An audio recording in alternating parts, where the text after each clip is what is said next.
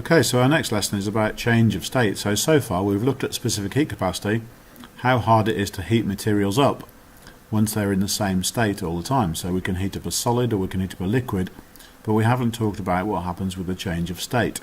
So just to remind ourselves very quickly again, in a solid the particles are close together, there are strong bonds between them. Okay, the diagram looks something like that. In a liquid the particles are still close together but the bonds are weak, particles something like this, and in a gas they're far apart, there's no bonds between them and they're whizzing around with lots of space.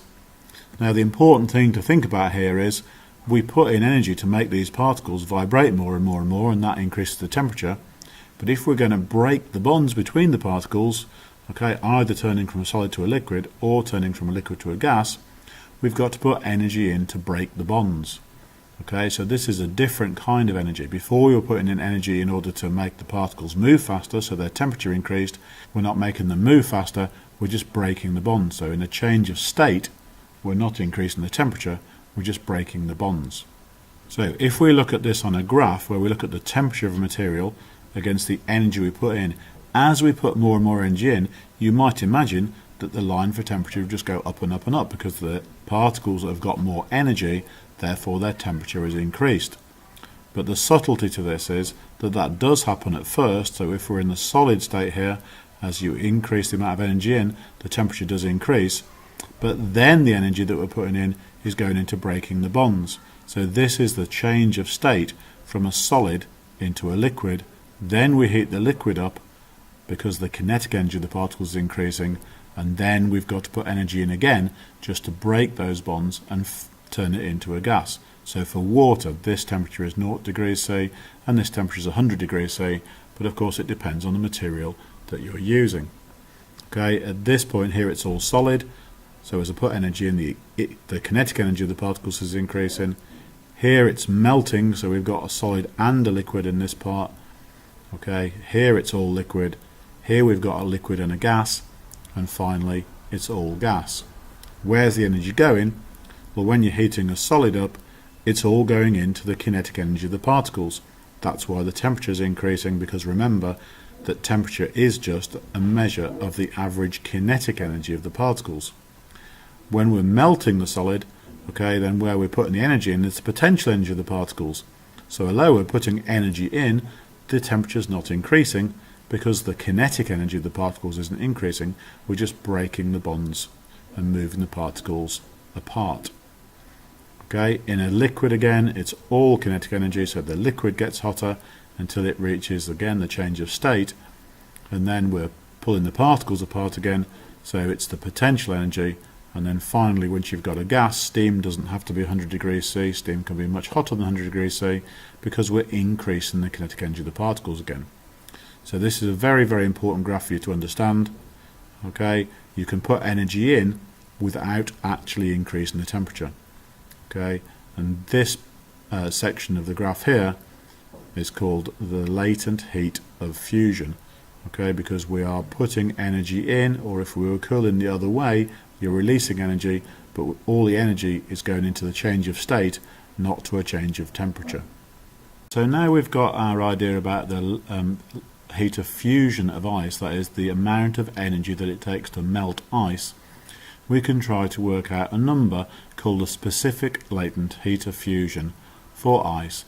That is the amount of energy that it takes to melt 1 kilogram of ice where the ice is already at 0 degrees C, and we heat it up until it's all melted into water at 0 degrees C, and that takes a specific amount of energy. Okay, that amount of energy is called the latent heat of fusion of ice. Okay, so the specific latent heat of fusion is to do with the amount of energy it takes to melt a kilogram of ice, or the amount of energy that's released when a kilogram of water freezes. Okay, so just to check we've got our definitions right, it takes energy to increase the temperature of a material, and this energy increases the kinetic energy of the particles. And the energy needed to increase the temperature of 1 kilogram of a substance by 1 degree C is called its specific heat capacity. So this is the idea of putting energy into something to make its temperature increase by increasing the kinetic energy of the particles.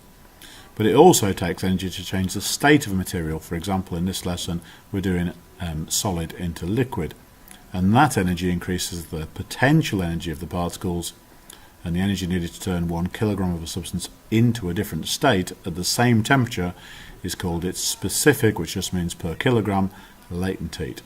And that has two names according to the change of state. So solid to liquid is the latent heat of fusion. Okay, that's the energy that you need to put in to melt a solid, or the energy that you get out when you when you freeze a liquid. Okay, it's the same amount of energy either way. And a liquid to a gas is called the latent heat of vaporization.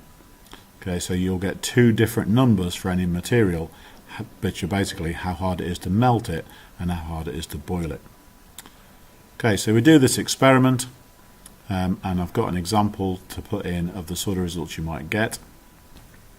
Okay, so here's some possible results we might get if we had 100 grams of water, which was 60 degrees Celsius, and we added to it 50 grams of ice, which is at 0 degrees Celsius, and we waited till all the ice had melted and we stirred it so that it was all the same temperature. We might end up with 150 grams of water, of course, because 100 grams and 50 grams means we end up with 150 grams of water, and that water might end up at 10 degrees Celsius. So you'll notice this temperature is a lot less than the average of these two. Okay, that's because a lot of the energy from the water has gone into melting the ice. So here's our analysis of that experiment. The energy that came out of the hot water, well, we put in 100 grams of water, which is 0.1 kilograms. The temperature fell from 60 down to 10, so that's a change in temperature of 50 degrees C. So the energy that came out of the hot water is mass times specific heat capacity times temperature rise. So that's 0.1 times 4,200 for water times 50 degrees C temperature range. That's 21,000 joules. Where did that energy go? Well, we put 21,000 joules in to the ice and then to the water that the ice had become when it melted. So those two places are, some of it's going in to the water that's come from the melted ice. Well, when the ice melts, it's 0 degrees C, but we heated it up to 10 degrees C, so that took 0.05 kilograms times 4,200 times 10, okay, which is 2,100 joules of energy. So we put 21,000 joules in. 2,100 of those joules went into heating the water up once it had melted, and that gives us that the energy that went to melt the ice must have been 18,900 joules. So to melt 50 grams of ice took 18,900 joules. This is just 50 grams of ice, which is already at 0 degrees C, turning into water at 0 degrees C. That takes 18,900 joules. So if you divide 18,900 by 50, and then to get the energy that it needs to melt 1 gram of ice, and then multiply it by 1,000, you get from our data 378,000 joules. That's the specific latent heat of fusion of water. Okay, the energy that it takes to melt 1 kilogram of ice. Okay, the official value, if you look at a book, is more like 334,000 joules per kilogram.